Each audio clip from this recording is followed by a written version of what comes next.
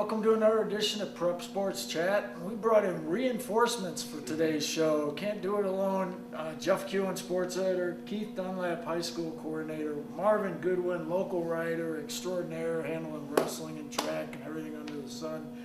And we brought everybody together to kind of go over this past year. It's going to be our last show before football season in the fall. Most recently, Keith, the baseball, softball playoffs last weekend. Take it away. Give me memories from that, and maybe memories from the season in general.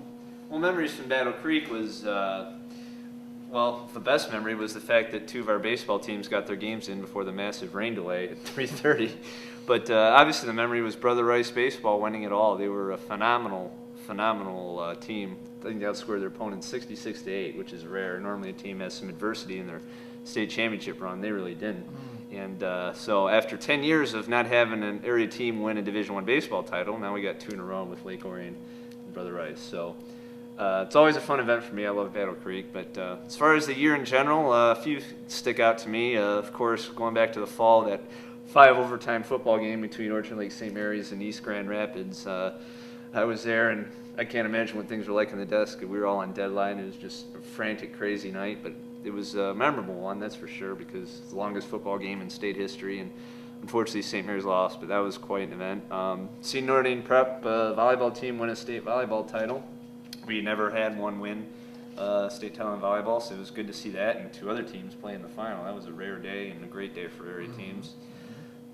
So you had those two. You had that hockey game in the winter, that 8 overtime classic between Marquette and St. Mary's. I don't think any other high school hockey game in the state is going to be shown on Sports Center again.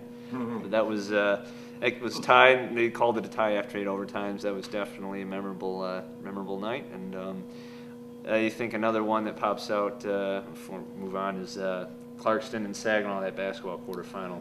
Another almost for Clarkston. No one gave them a shot to beat mighty Saginaw. And they're up 5 in overtime, but just couldn't get it done. But that was just an electric atmosphere and something that I'll remember for a while. Turn the tables here to Marvin. Marvin, wrestling, track, fine moments from this year. Cross country too. Cross country too. Cross country. Well, especially in cross country, we had another Oakland County team win. Rochester's girls team did very well this year, and I believe that's about 3 or 4 straight Oakland County teams that won the cross-country girls title. And in particularly the OAA1 league, that has got to be the strongest league for cross-country, girls cross-country in the state. Teams like Clarkston, Rochester Adams, which won the title the previous year, Rochester, of course, Lake Orion is very good, and Troy. Troy is another very good team.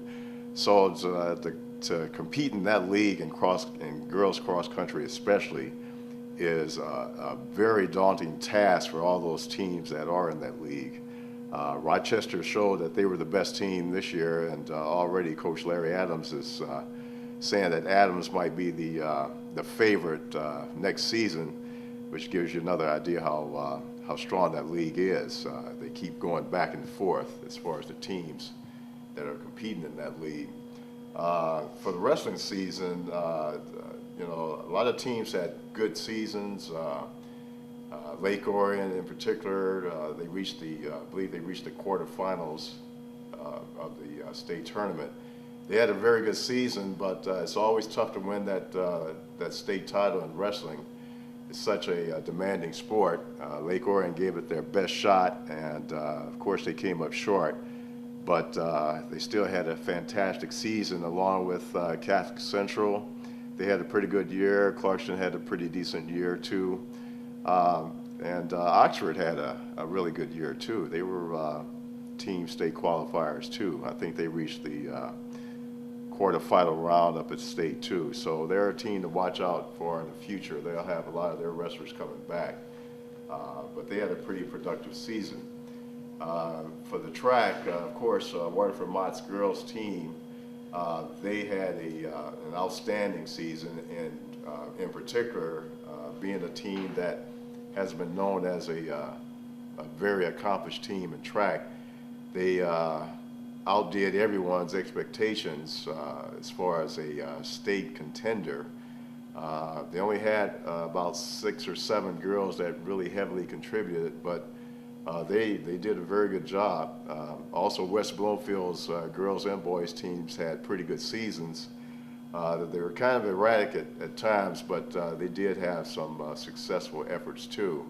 And of course, Shannon Osika, she's a very good runner, and she really demonstrated at the state track meet where she ran at least 3 or 4 very difficult races, and she was able to accomplish at least 1 state title. And especially being a freshman, this is a very good accomplishment for her. And the other 2 medals were second place medals, so overall she did very good. Her teammate Asia Rawls, she was one of the best quarter milers in the state, and that really helped the team's fortunes this year too. And of course, under Coach Amy Coughlin, who I used to remember covering her as an athlete at Mott, she was one of the top distance runners in the area when she did compete at Mott. So I was interested in seeing her now as a coach of a pretty good team. So that was a pretty good experience for the whole season.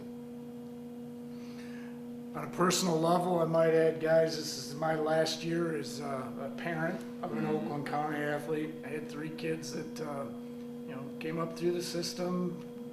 Son played at Brother Rice in hockey. Daughter swam at Seaholm. Youngest son played football at Seaholm, ran some track. And now it's done. Now I can't stand there by the glass. No, isn't it? Come on, ref, get it right. It's unbiased and objective reporter that I'm supposed to be from now on. But that's why we do what we do. My kids enjoyed the experience, learned a lot about life. You do when you play sports.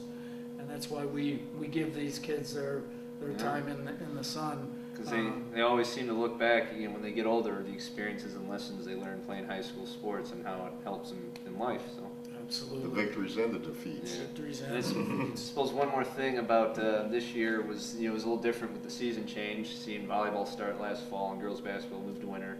I think in a couple months, hopefully ADs, referees, parents, and coaches, hopefully the adjustment's a little smoother as we move forward, and the initial shock and adjustment period of it all is over. What do we have? About 8 weeks till football? A little over 7. A little over 7 weeks. Until the start of practice. I don't think the season starts till late August, but it's not too far off.